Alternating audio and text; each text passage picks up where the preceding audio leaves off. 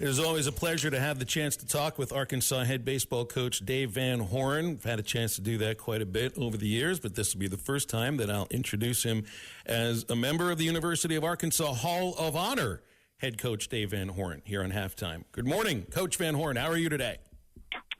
I'm great. What a beautiful day in Fayetteville.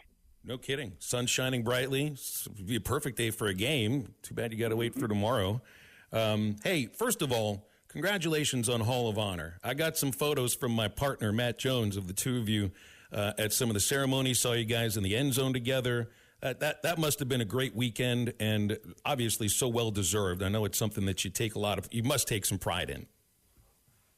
Well, I appreciate it. Yeah, it's definitely an honor, and it was an honor to be around those former athletes that had gone off after their careers here, and they've all been successful, and it's fun it was just fun to be around, tell stories, and listen to their stories, kind of what they're doing now, different things. And I got to hang out with Matt a little bit, and it was I don't know, it was a quick weekend. We had a lot going on with football games and recruits and that, and but I'll definitely never forget it. Coach, that was fun. Phil, he had one of the best lines. He said, I thought I was going in for my playing career. Yeah, and I knew I wasn't, but no, it was fun, Coach. It was a good time to get to hang out with you and talk to some other players, and like you said, listening to all the stories and everybody, just the group of guys and females. It was pretty cool experience. Yeah, but the difference is that coach also had like scrimmages to worry about. The day after, he had a team to coach. We were doing a walkthrough, and I was like, Coach, I kind of surprised. He goes, yeah, I got a scrimmage at 2:00, so let's keep this moving. Yeah. No, it's a good weekend. It was busy, but it was a good weekend.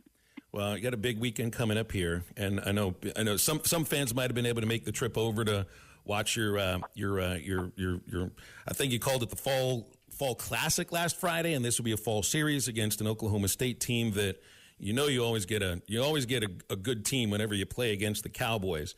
But this is the end of fall ball for you guys. Is this 5 to 6 weeks, and now, I mean, is this also when some decisions end up getting made about what the team can look like moving into winter and into the spring season? Yeah, we've had a good fall. It's been pretty intense. Guys have handled it well. We've been getting after it since as a full team since I think around September 3rd. And these guys they're a little tired, but they're excited to play somebody else and not scrimmage each other. And we'll play Friday night at 6. We'll play a 9-inning game. Play it pretty straight up. I think Oklahoma State's got a couple of guys that are tweaked up as far as maybe getting close to having a hamstring issue or whatever, and they've asked that they could run for those guys if they were to get on base after they hit. And I don't mind. I don't care. And then what we'll do on Saturdays, we're going to play 10 total innings, and we're going to break that up into 2 5-inning games. So we'll play 5 innings and then take maybe a 10-minute, 15-minute break just to maybe fix the field up again, maybe fix the mound, and go at it again for 5 more. And that'll give us a chance to put a couple different lineups out there and kind of make it game-like for 5 innings twice. So it'll be good. Coach, we talk a little bit about this football team, Phil and I do, and we talk about, hey, what's their identity? What's their mantra? What's that for you? I know each year it kind of changes a little bit. You got to adjust to the talent that you have and adapt a little bit. But what do you want your baseball team identity to be? Well, I want them to be really well-rounded, and I mean good at everything, obviously, and I think every coach will say that.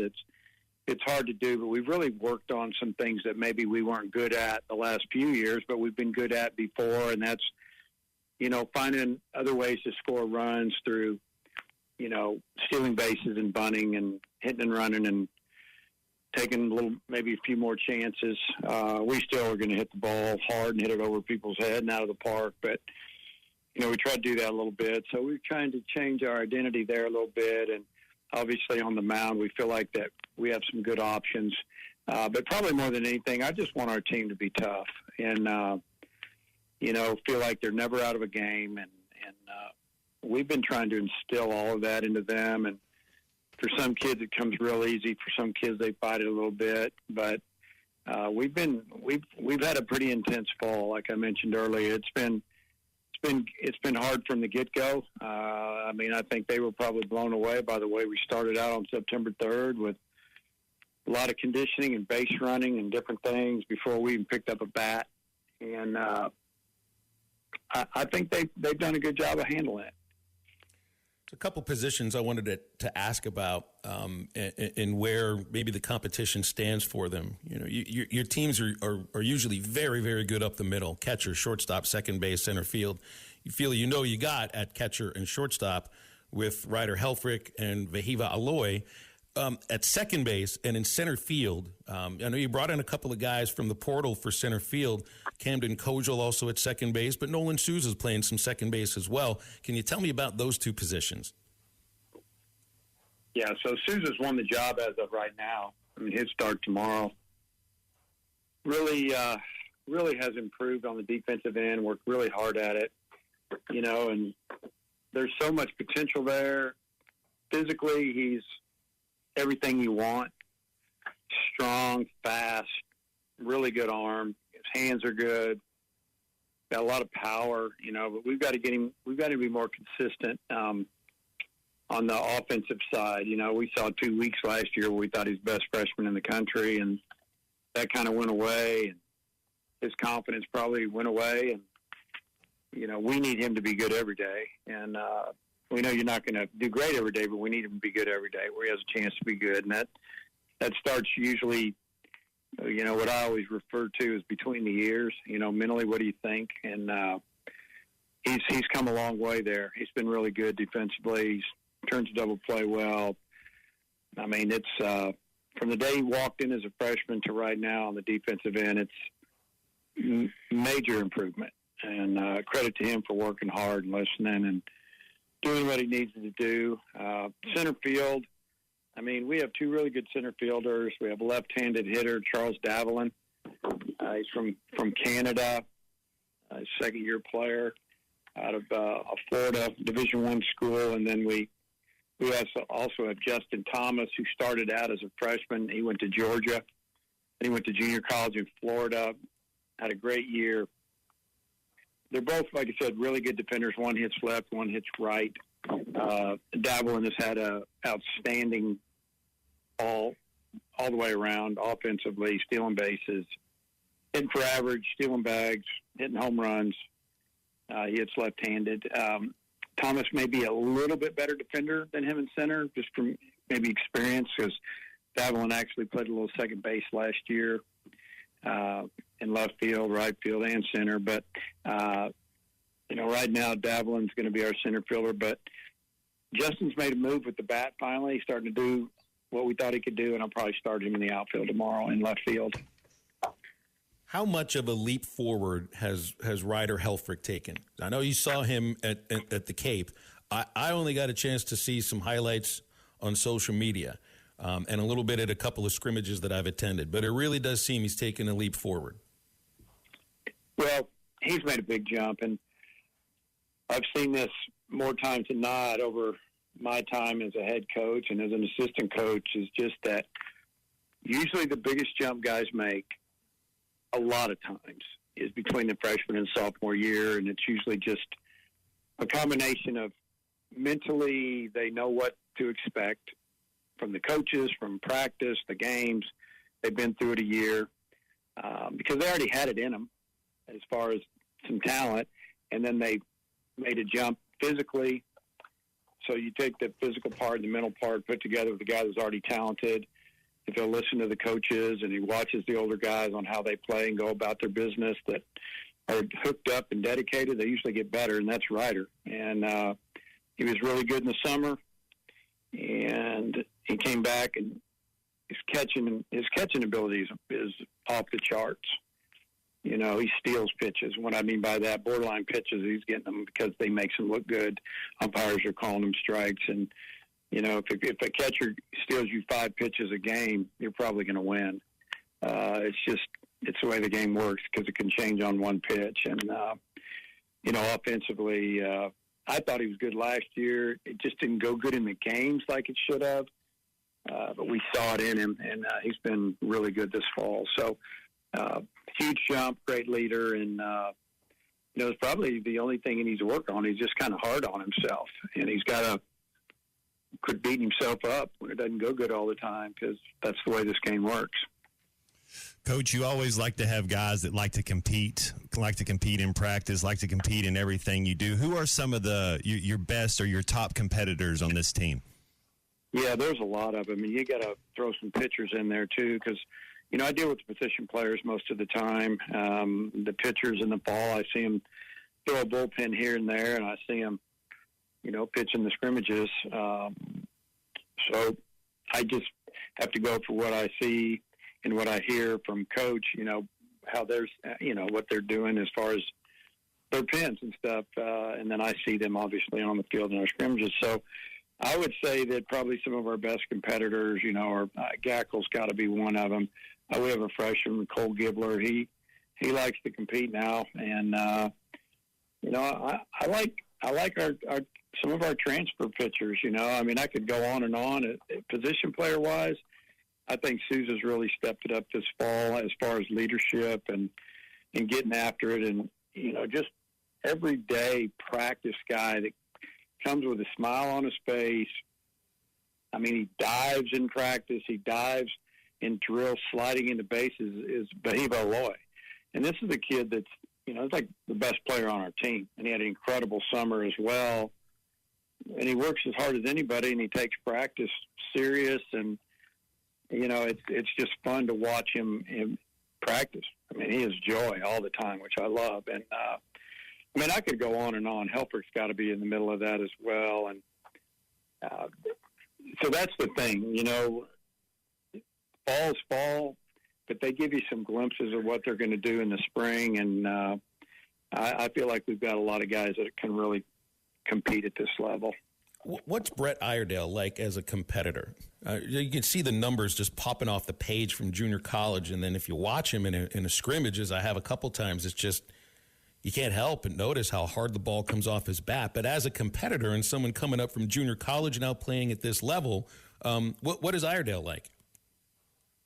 It's funny, the first probably the first week he was here, he was just trying to figure it out. He's from Australia, and he'd been at junior college in New Mexico and small JC. Not a lot going on out there, and he's in Fayetteville at a big university and all of our facilities. And it was just, he was a little, he didn't quite know how to handle everything. And about a week in, he just kind of flipped the switch and he got comfortable. He doesn't say a whole lot.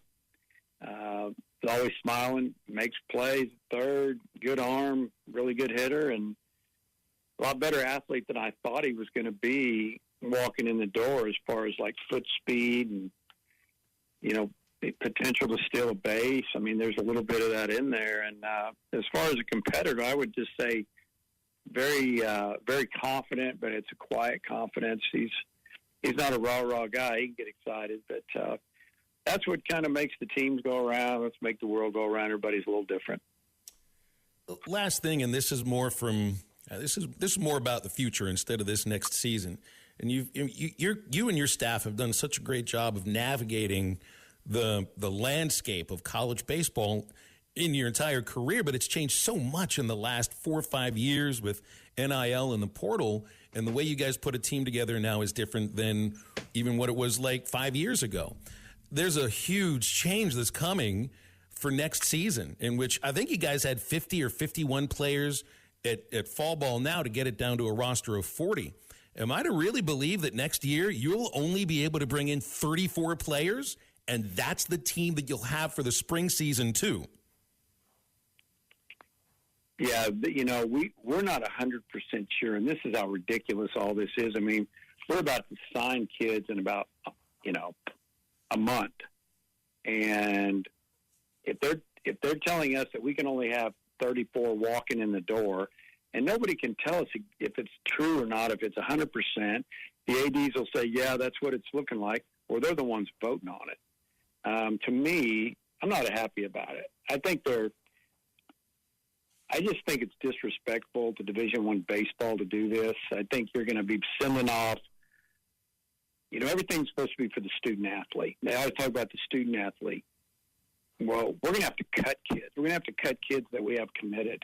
We're going to have to tell them we can't take them, or go out and we'll sign you and then go out and have a good spring, and then we'll figure out if we have enough spots for you. I mean, this is a joke, and that's the way I feel about it. When you get to a certain age, just kind of say it like it is. And I'm really disappointed with the thinking here. I think it has to do with Title IX more than it has to do with just new rules, because they're giving some other sports more numbers. They want to bring more players. And it'll change totally how we practice in the fall. We won't be able to scrimmage. Yeah. What are you looking at? 18 pitchers and 16 position players. Sounds pretty good walking in the door. But of those 18, 4 or 5 of them are going to be hurt or rehabbing. Someone's going to walk in with major surgery problem, just like this year. And you're going to be down to 12 before you know it. Then this is going to go on in the spring. And we feel like that there's going to be times that we're not going to be able to play 5 games in a week, 4 maybe.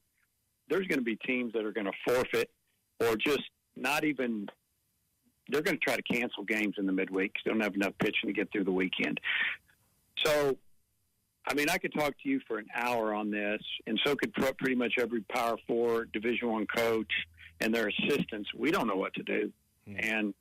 But I think the biggest issue is the unfairness of all these kids that are on teams right now, and then the kids that are being recruited that have committed to schools, and they're being told not to come now because it's going on all over the country. So kind of sad, in my opinion. Well, I appreciate your honesty about it. It's just, it just seems I'm kind of beside myself about the idea, just the same way that you are. But we're up against the break, so we'll have to leave it there. Yep. Coach Van Horn, thank you so much for coming on. Always appreciate your time. Okay, we'll see you tomorrow. It's Dave Van Horn, Arkansas head baseball coach. BetOnline is your #1 source for all your betting needs. Get the latest odds, lines, and matchup reports for baseball, boxing, golf, and more. BetOnline continues to be the fastest and easiest way to place your wagers, including live betting and your favorite casino and card games available to play right from your phone. Head to the website or use your mobile device to sign up today and get in on the action. Remember to use our promo code BELIEVE, that's BLEAV, for your 50% welcome bonus on your first deposit. Bet online, where the game starts.